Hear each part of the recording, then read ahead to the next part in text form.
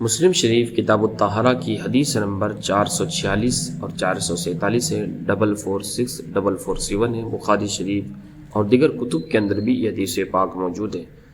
حضرت عثمان رضی اللہ تعالیٰ عنہ کے خادم عمران بیان کرتے ہیں کہ حضرت عثمان نے وضو کے لیے پانی منگوایا اور وضو کرنا شروع کیا۔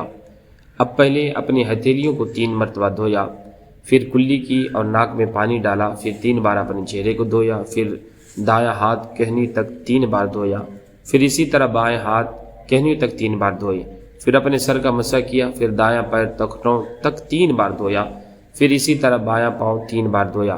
پھر انہوں نے کہا کہ جس طرح میں نے وضو کیا ہے اس طرح میں نے رسول اللہ صلی اللہ علیہ وسلم کو وضو کرتے ہوئے دیکھا ہے۔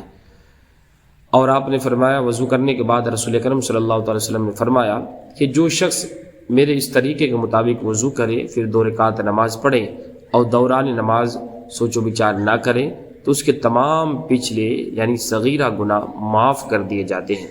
ابن شہاب نے کہا کہ ہمارے علماء کہتے ہیں کہ نماز کے لیے جو وضو کیے جاتے ہیں ان سب میں یہ کامل ترین وضو ہے۔ تو یہ تھا وضو کا طریقہ، اور وضو میں 4 چیزیں فرض ہیں جو اللہ تبارک و تعالیٰ نے پارہ نمبر 6 سورہ مائدہ کی آیت نمبر 6 میں اس کا ذکر فرمایا ہے۔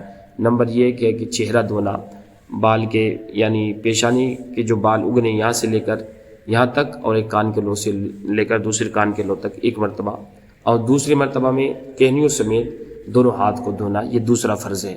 تیسرا یہ کہ سر کا مسح کرنا یعنی سر کے چوتھے حصے کا مسح کرنا، اور چوتھا فرض ہے دونوں پاؤں کو ٹخنوں سمیت دھونا۔